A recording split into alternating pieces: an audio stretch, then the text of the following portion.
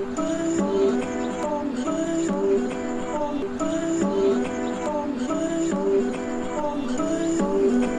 just trying to make it all make sense. The More You Know podcast.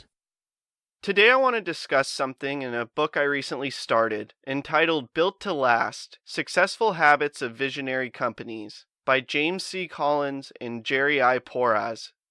And this book is ultimately an eye-opening business study. And with this study, one of their findings was a number of surprising and counterintuitive discoveries, and one of these discoveries were 12 myths, which they debunked, and I want to discuss today.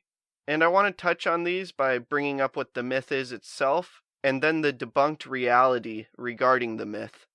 So the first myth is that it takes a great idea to start a great company. The reality is that starting a company with a great idea might actually be a bad idea. Few of the visionary companies started out with a great idea, and in fact, some of them started without any specific idea in the first place, and a few even began with outright failures. So what they found is that regardless of the founding concept, the visionary companies were significantly less likely to have early entrepreneurial success. And to clarify this, they used the common analogy from the parable of the tortoise and the hare. Visionary companies seem to often get to a slow start, but overall win the race in the long run. The second myth is that visionary companies require great and charismatic visionary leaders. A charismatic visionary leader is absolutely not required, and in fact can be detrimental to a company's long-term prospects. A lot of these visionary companies, rather than having a charismatic visionary leader, were more focused on their model and what they were producing. And a clear and common example of this would be the United States Constitutional Convention. They were ultimately more so focused on developing the Constitution in the United States of America than being individual leaders themselves.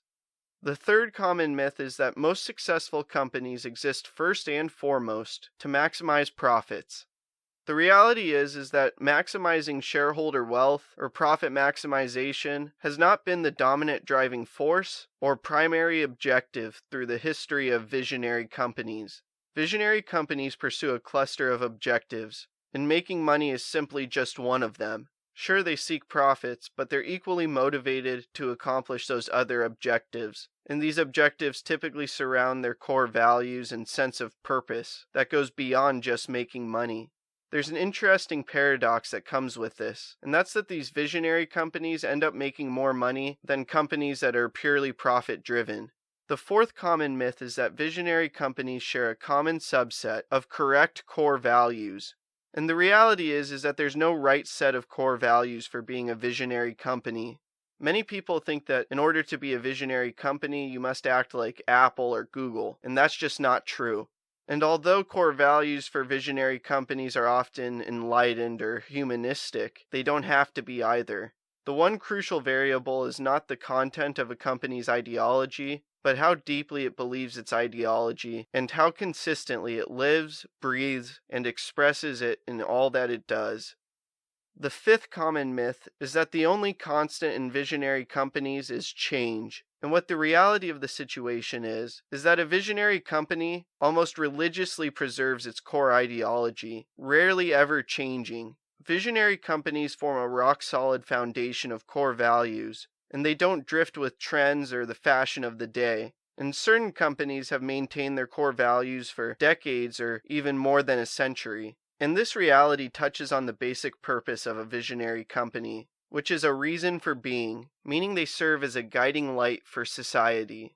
The sixth common myth is that blue-chip companies play it safe. And the reality is that visionary companies may appear straight-laced and even conservative to outsiders, but in no way are they afraid to make bold commitments. The seventh myth is that visionary companies are great places to work, no matter who you are. And the reality is that only those who truly fit with the core ideology and demanding standards of a visionary company will view it as a great place to work. Ultimately, you either fit, and if you do, you'll flourish, and if not, you'll likely be washed out. With a visionary company, there's really no middle ground. The eighth common myth is that highly successful companies make their best moves by brilliant and complex strategic planning. The reality is that visionary companies often make some of their best moves by experimentation, trial and error, opportunism, and quite literally accident. What often looks like a brilliant foresight and pre-planning was often a result of let's just try a lot of stuff and see what works. And to really understand this, it helps to compare it to Darwinism and how evolution works in biology. The ninth common myth is that companies should hire outside CEOs to stimulate fundamental change. And what's interesting is that the reality is that in 1700 years of combined lifespan across all of these visionary companies, there was only 4 individual incidents of going outside for a CEO, and those 4 were only in 2 different companies. At the end of the day, homegrown management is really prioritized at visionary companies. The 10th common myth is that most successful companies focus primarily on beating the competition. And the reality is that visionary companies focus primarily on beating themselves. This philosophical difference is something that I've discussed multiple times on the podcast in the past. Rather than being focused on comparisons and what other people are doing, these visionary companies are focused on improving themselves day by day. The 11th common myth is that you can't have your cake and eat it too. And what the reality is that visionary companies never brutalize themselves with tyranny of the or, the purely rational view that says you can either have A or B. They reject having to make these choices between stability or progress, or cult-like cultures or individual autonomy. Instead, they embrace the genius of the and, meaning that they pursue both A and B at the same time. And finally, the 12th myth is that companies become visionary primarily through vision statements. The reality is that visionary companies attain their stature not so much because they made visionary pronouncements, but because they rose to greatness through the combination of vision, values, purpose, mission, and working hard every day to rise to greatness. Understanding these 12 common myths surrounding visionary companies will allow you to become a better leader, as well as execute at a higher level with whatever you're doing, and in turn establish significance. I hope this talk makes a positive impact in your life.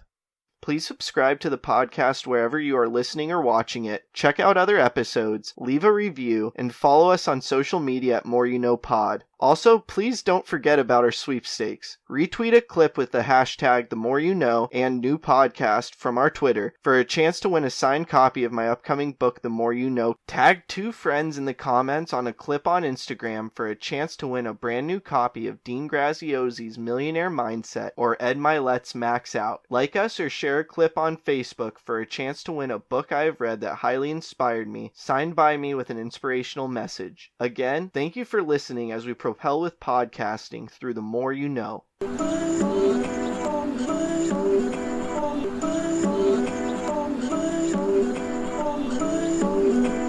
just trying to make it all make sense. The More You Know Podcast.